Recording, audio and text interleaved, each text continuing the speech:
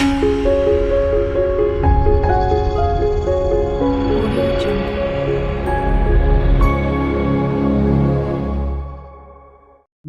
नमस्कार।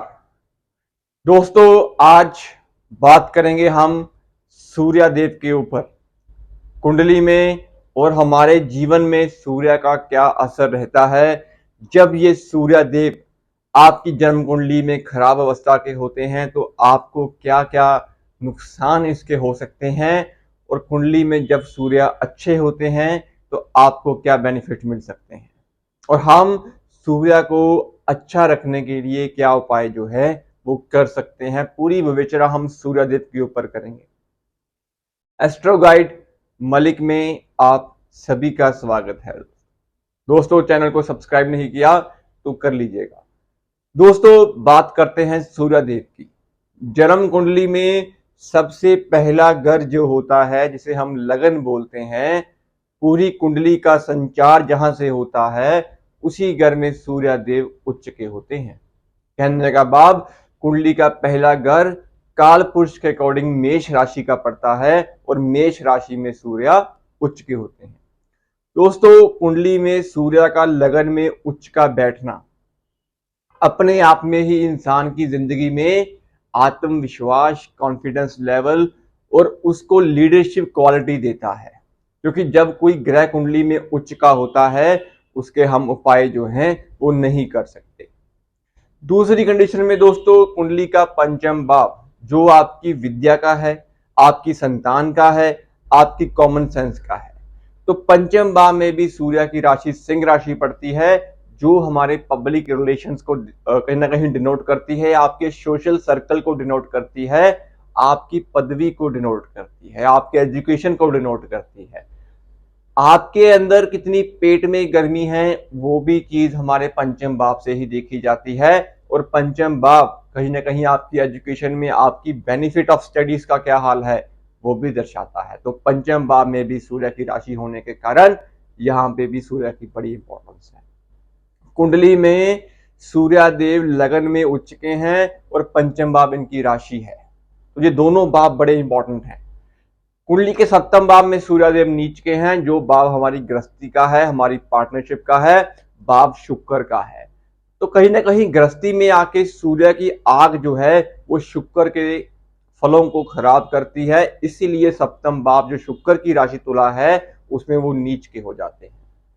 दोस्तों आपकी जिंदगी में जॉब सरकारी हो, प्राइवेट हो, या फिर आप कोई सरकारी ओहदे पे बैठे हैं और आपने आगे की आगे पदवी आप गेन करते चले जा रहे हैं, तो ये दर्शाता है कि आपके अंदर सूर्य की लीडरशिप क्वालिटी अच्छी है और आप सरकारी पैसा जो है वो कमाएंगे। दूसरी कंडीशन में अगर आप प्राइवेट नौकरी में भी काम कर रहे हैं तो एक अच्छे ओहदे पे होंगे, आपके इंक्रीमेंट, आपके बोनस जो है वो लगते चले जाएंगे, आपके सीनियर आपसे खुश होंगे, आपके अंदर कला होगी बात करने की, समझाने की, और कॉन्फिडेंस हाई होगा। तो ये भी सूर्य के अच्छे की निशानी है। दोस्तों आपके परिवार में आपके पैदा होने के बाद आपके पिता ने तरक्की की, राइज किया, अपना नाम मेहनत से बनाया, आपके परिवार का नाम बनाया, ये कुंडली में ये दर्शाता है कि आपकी कुंडली में सूर्य देव अच्छे हैं। दोस्तों कुंडली के 9th हाउस में भी सूर्य जब बैठ जाते हैं तो यहाँ पे भी परिवार को चार चांद लगा देते हैं। परिवार में पैदा हुआ बच्चा कहीं ना कहीं परिवार का नाम जो है वो रोशन करने के लिए ही पैदा होता है, तो उसका परचम सारी दुनिया में लहराता है जब 9th हाउस में सूर्यदेव बैठते हैं और बृहस्पति कुंडली में अच्छे होते हैं। दोस्तों कुंडली में सिंपल सा एक रूल बनता है, जब कुंडली में सूर्यदेव खराब होते हैं तो आपको सिर दर्द की समस्याएं, आपको बोन्स की समस्याएं, मुंह में से लार का निकलना सोने के टाइम पे सूर्य की सबसे बड़ी बुरी की निशानी है। सूर्य कुंडली में शनि के साथ बैठते हैं तो मंगल बद बनता है, शुक्र के साथ बैठते हैं तो राहु के फल खराब होते हैं, और कुंडली में सूर्य जब बुध के साथ बैठते हैं तो मंगल नेक बनता है। सूर्य राजा है, बुध मंत्री है। सूर्य और बुध का मिलना, मंगल कहीं ना कहीं आपके समाज में आपके लोग हैं, मंगल सेनापति है, आदेश मानने वाला है। तो सूर्य का कुंडली में बलवान होना आपके पहले भाव को और आपके पंचम भाव को अच्छा करता है। दोस्तों कुंडली में सूर्य छठे भाव में जब बैठते हैं तो यहाँ पे भी वो गवर्नमेंट जॉब को प्रॉमिस करते हैं, प्राइवेट नौकरी को भी प्रॉमिस करते हैं, लेकिन गवर्नमेंट जॉब को भी यहाँ पे देने की क्षमता रखते हैं अगर आपने कुंडली में राहु को ठीक रखा है और सूर्य को भी ठीक ठाक आपने रखा हुआ है।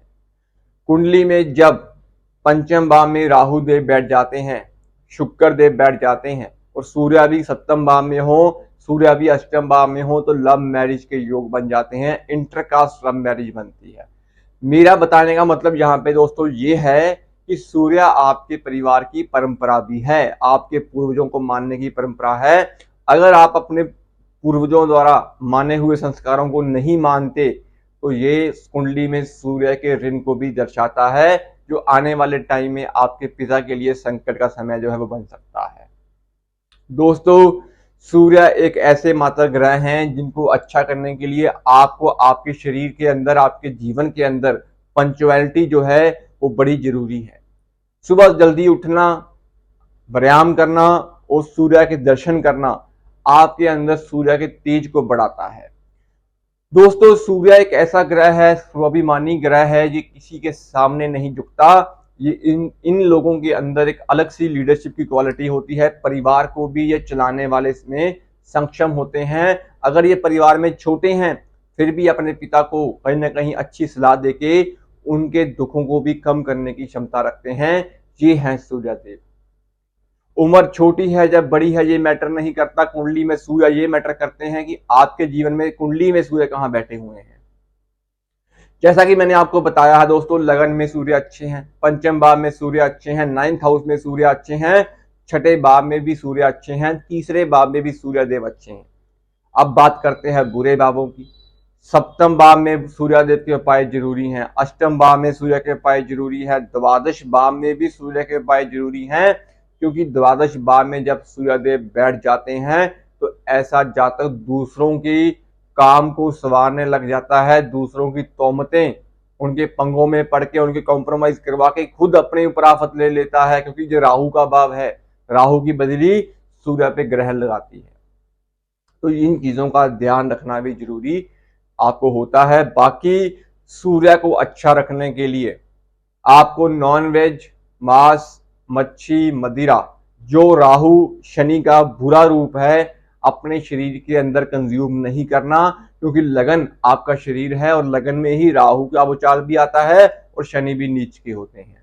जब आप पापी ग्रहों को अपने शरीर में लेंगे, एक्टिव करेंगे, तो लगन में जो सूर्य उच्च के हैं उनके फलों को खराब करेंगे। ये तो ये लॉजिक होता है कि आपने अपने लगन को कैसे अच्छा रखना है। कुंडली में अगर आपको हेल्थ की समस्याएं आ रही हैं, छोटी मोटी बीमारियां आपकी चल रही हैं, शरीर में जान नहीं रही, शरीर में कॉन्फिडेंस लेवल नहीं रहा, किसी को फेस नहीं कर पा रहे, इंफिनिटी कॉम्प्लेक्स फील कर रहे हैं, हड्डियों में, बोन्स में दर्द हो रहा है, तो कुंडली में बुध और शुक्र को देखना बड़ा जरूरी है। क्योंकि सूर्य के मसनूई बुध और शुक्र हैं, कुंडली में जहां कहीं पे भी बुध शुक्र बैठे होंगे वो आपकी समस्या को ये दर्शाएंगे कि आपके अंदर सूर्य की क्या पावर की कमी है।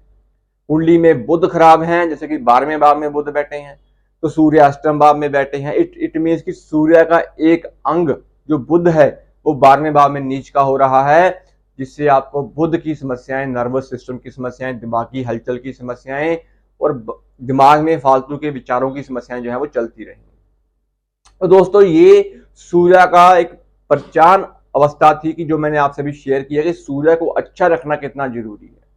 अब उपायों की बात कर लेते हैं। सूर्य को अच्छा रखने के लिए अगर आप 400 ग्राम गुड़ पानी में जल प्रवाह करते हैं तो इससे भी आपके रास्ते बनेंगे, नौकरी के रास्ते बनेंगे और सूर्य का कुछ हद तक जो बुरा प्रकोप है वो दूर होगा। ये उपायों से आपको साइड इफेक्ट कोई नहीं है। 400 ग्राम गुड़ पानी में जल प्रवाह कर सकते हैं। अगर लगन में राहु देव बैठे हैं आपके, तो यहाँ पे आप 1 किलो गुड़ मंदिर में दीजिए, इससे भी आपके सूर्य के फल अच्छे होंगे, सूर्य को बलवान जो है बृहस्पति की मदद मिलेगी। दोस्तों सूर्य के लिए सिंपल रूल ये है कि पापी ग्रहों को खत्म करना है, सूर्य को बलवान करना है, पिता की इज्जत करनी है, उस सूर्य को जल देना है। उस सूर्य के सूर्य आदित्य हृदय स्तोत्र का जो पाठ होता है, अगर आप वो भी कर लेते हैं दोस्तों, तो इससे भी सूर्य के बहुत हद तक जो फल है वो आपको नेक मिलने शुरू हो जाते हैं। दोस्तों, ये ब्रीफ वीडियो थी सूर्य के बारे में। अगर आपकी जन्म कुंडली में भी सूर्य खराब है तो आप कमेंट बॉक्स में जरूर लिखिएगा, उसके उपाय आपको बताए जाएंगे।